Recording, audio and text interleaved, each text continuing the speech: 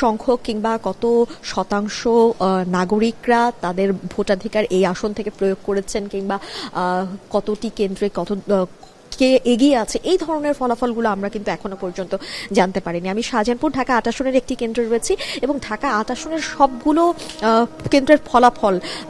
ঢাকা ৮ আসনের আরেকটি ভোট কেন্দ্র Wills Little Flower School and কলেজের যে ভোট কেন্দ্রটি রয়েছে সেখানে যাবে এবং তারপর কিন্তু সেই কেন্দ্রটি থেকে ঢাকা ৮ আসনের ফলাফলটি জানানো হবে। অপরদিকে আমি যেহেতু সারাদিন ঢাকার ৯ আসনেও ভোট গ্রহণ কিংবা এই যে সাধারণ নাগরিকদের সঙ্গে কথা বলেছি, সারাদিন মাঠ পর্যায়ে ছিলাম, তো সেখানকার যারা ভোটার ছিল তাদের সঙ্গেও কথা বলার সুযোগ হয়েছে আমাদের। সেখানে কিন্তু তাসনিম যারা একটি অভিযোগ করেছে, ঢাকা ৯ আসনের স্বতন্ত্র প্রার্থী যে ফুটবল প্রতীকে লড়ছিলেন তাসনিম যারা, তিনি সকাল থেকে একটি অভিযোগ করেছেন, সেটি হচ্ছে তার যারা পোলিং এজেন্ট রয়েছে বিভিন্ন কেন্দ্রে তিনি নিজে গিয়ে দেখেছেন, তার কাছে অভিযোগ এসেছে এবং তারপর তিনি সশরীরে উপস্থিত হয়েছেন সেই কেন্দ্রে গিয়ে, তারপর সেখানকার রিটার্নিং কর্মকর্তাদের সঙ্গে তিনি কথা বলে বিষয়গুলো সমাধান করার চেষ্টা করেছেন এবং এটি নিয়ে তিনি অভিযোগ করেছেন যে তার যারা পোলিং এজেন্ট রয়েছেন তাদেরকে ভেতরে অর্থাৎ ভোট কেন্দ্রে প্রবেশ করতে দেওয়া হচ্ছিল না, বাধার সম্মুখীন হচ্ছিলেন, এমন অভিযোগ তিনি কিন্তু করেছেন গণমাধ্যমে এবং তিনি বলেছেন তিনি নির্বাচন কমিশনকেও জানিয়েছেন।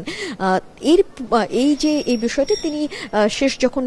ভোট গ্রহণের আর আধা ঘন্টা বাকি তখনও সর্বশেষ আমাদের এখন টেলিভিশনের সঙ্গে তার কথা হয়েছে, তখনও কিন্তু তিনি বলেছেন যে এই যে সকালে যে অভিযোগ সেটি সারাদিন ব্যাপী তিনি বিভিন্ন সময় ফেস করেছেন, তবে তিনি এটিও জানিয়েছেন যে তিনি কিন্তু মানসিকভাবে কোনোভাবেই ভেঙে পড়বে না, বরং জনগণ তার সঙ্গে আছে, তিনি আসলে রুখে দাঁড়াবেন কিংবা ভোট গ্রহণের যে ফলাফল যেটি হয় সেটি তিনি দেখার জন্য সব শেষ পর্যন্ত ধৈর্য ধরে অপেক্ষা করবেন বলে তিনি জানিয়েছেন। অপরদিকে ঢাকা ৮ আসনের কথা যেহেতু বলছিলাম, ঢাকা ৮ আসনের জায়গায় ৮ আসনেও কিন্তু আমরা আরেকটি অভিযোগ নাসিরউদ্দিন পাটোয়ারি বিএনপি মনোনীত প্রার্থী মির্জা আব্বাসের বিরুদ্ধে করেছে যে ঢাকা ৮ আসনে 2টি ভোট কেন্দ্র উল্লেখ করে তিনি বলেছেন, একটি হচ্ছে মির্জা আব্বাস মহিলা ডিগ্রি কলেজ ভোট কেন্দ্র যেই কেন্দ্রটিতে এই মুহূর্তে আমরা রয়েছি এবং আরেকটি হচ্ছে শাহজাহানপুর রেলওয়ে কলোনি কেন্দ্র ভোট কেন্দ্র, সেই কেন্দ্র, এই দুটি কেন্দ্রে কিছুটা অনিয়মের অভিযোগ করেছে এবং তিনি বারবারই উল্লেখ করেছে যেহেতু শাহজাহানপুর এলাকা মির্জা আব্বাসের ঘাঁটি এবং মির্জা আব্বাস দীর্ঘদিন ধরে এই এলাকায় বিএনপি রাজনীতির সঙ্গে যুক্ত, এলাকায় তার আধিপত্য রয়েছে, সেই জায়গা থেকে এই এলাকায় যারা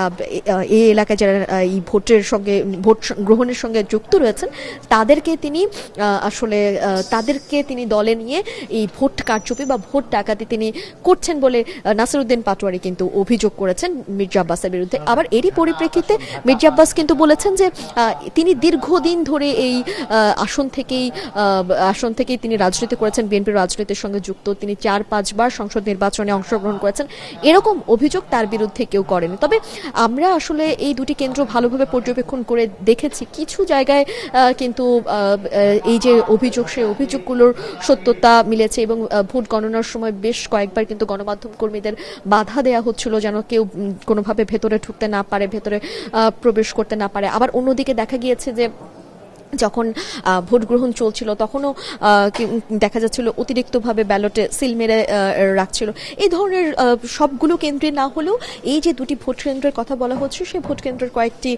ভোট কক্ষে কিন্তু এরকম বিচ্ছিন্ন অভিযোগের কথা শোনা গিয়েছে। তবে যারা সাধারণ নাগরিক এসেছেন তারা কিন্তু বলেছেন তারা সুষ্ঠুভাবে ভোট দিতে পেরেছেন, তার ভোট অন্য কেউ দিয়েছে, এই আসনে এমন কোনো অভিযোগ কিন্তু এখনো পর্যন্ত এখন টেলিভিশনের কাছে আসেনি। তো এই ছিল আসলে মূলত ঢাকা ৮ আসন থেকে সবশেষ এবং আর কিছুক্ষণ পরে যখন